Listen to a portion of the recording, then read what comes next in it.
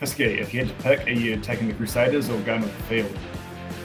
No, I'll go the value play. I'll take the field. I don't know which one can beat them, but I think 275, we're flipping a coin. I'll take the other side. And you look through it, Retallick and Kane at the Chiefs, Roger and Bodie at the Blues, and Geordie and Artie at the Canes. One of those sides will lift. Obviously, one will be in the final against the Crusaders. So I'll go field. All right. How about you, Richard? Did you buy into the propaganda over the weekend? Yeah, it's safe to say I bought into propaganda. I think, I just can't see them. They're definitely deserved favourites. 275, probably a pretty nice price. They obviously won Super Rugby Aotearoa last year, and they were unlucky to miss out in that final of the Trans-Tasman competition, just a few points in it. So I'll be taking the Crusaders at 275 in that market. Paul, yours, please.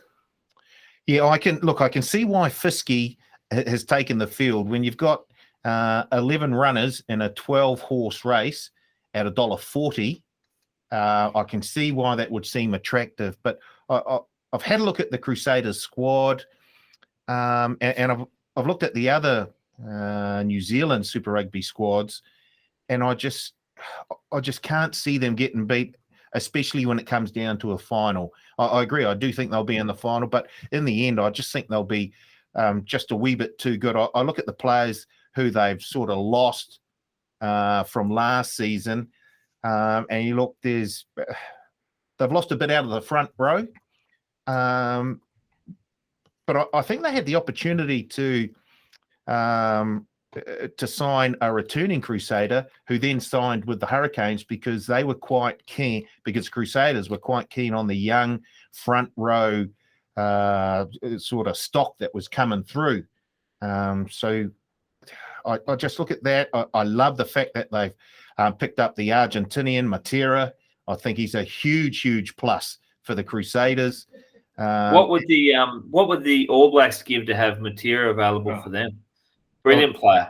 It's fair. You look at their outside backs.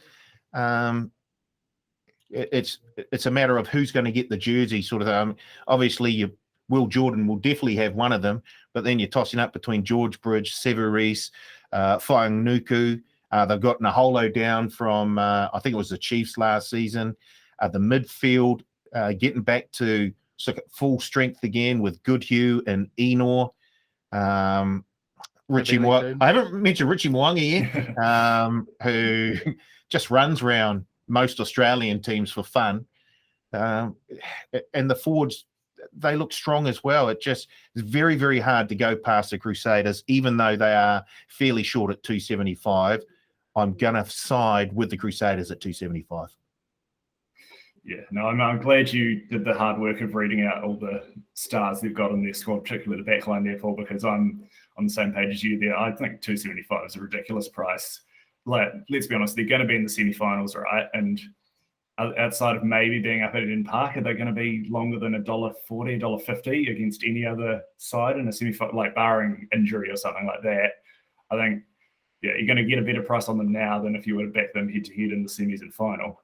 We'll see, fellas. I'm actually quite confident in my position because with the way that the comp's going to be, really just New Zealand sides together for an extended period, I think that works against the Crusaders. I think it just makes it so tough week in, week out to be up, and they're going to be playing good opposition. They might have a slip-up, and that's what happened in the Trans-Tasman. So, yeah, I think it's really, really tough to be up every week when you've got sides just hunting for you, and that's what they'll be doing. So you pretty keen on the Blues then?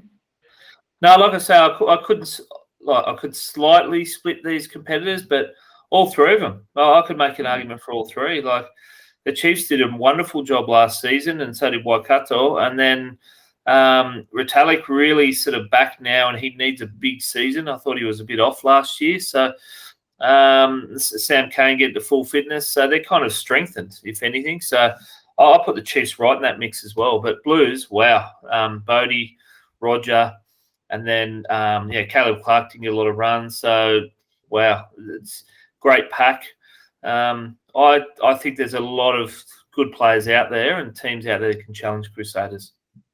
Yeah, no, I'm interested to hear you say that because I think the Blues, like obviously the backlines, it's completely star-studded. Roger, Bodie, that the headlines write themselves, but everyone's forgetting that Patrick Tupolotu's off playing in Japan this season. I feel like we saw in the Super Rugby Trans-Tasman final when he went off and then was luckily able to be subbed back on. He was a massive loss. I think the Blues, especially against the Chiefs and the Crusaders, might be lacking a little bit in the engine room. Like they weren't exactly dominating up front last season when they played the Crusaders, and I think they'll struggle even more without Paddy there, who was such an inspirational leader for them. Interested to hear what the Tui and Petone have, who says the biggest threat to the Crusaders.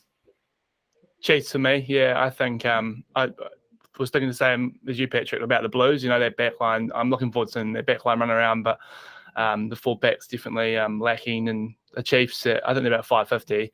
That would be, if I wasn't back in the Crusaders, I'd definitely be going with the Chiefs. They've got pretty solid squad. Josh Ioane's, made the move there, providing sort of Lynette Brown to Pye can stay fit. They've got a pretty they've got a great backline themselves with Mackenzie as well. So, and they've got Takiaho, who's one of the players of last year, in that All Blacks end-year season. So if he can sort of continue that form, I reckon the Chiefs would be. I'm still definitely think Crusaders 275 happy to take it, but I'm expecting the Chiefs Crusaders final. And let's not forget young players there, Rissy, like Josh Lord, who did so well for Naki last year. Yeah, absolutely. So great young forwards coming through, we'll talk about it later, which is what New Zealand need. Chiefs probably my pick too, mate. Well said. Challenge. Yeah, sorry. Paul?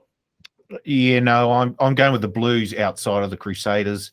I understand the loss of Tupolotu. I think Luke Romano is a huge plus for the Blues experience-wise, and I think he'll be able to sort of not necessarily replace Tupolotu, but I think he can certainly fill in that gap to a certain extent, especially with the experience that he has.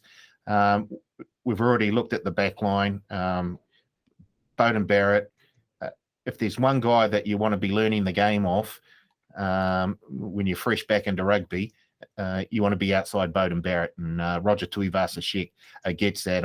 I think he's going to have a big season. So I think that back line will be very, very hard to stop. It's just a matter of whether that forward pack can obtain enough quality ball for the backs to then express themselves. Outside of the Crusaders, I think the market is fairly much where it should be in regards to that outright winner book. The Crusaders deserve to be favourites, and I think the Blues deserve to be just in behind them. So if the Crusaders were to get upset, I think the team most likely to do it would be the Blues.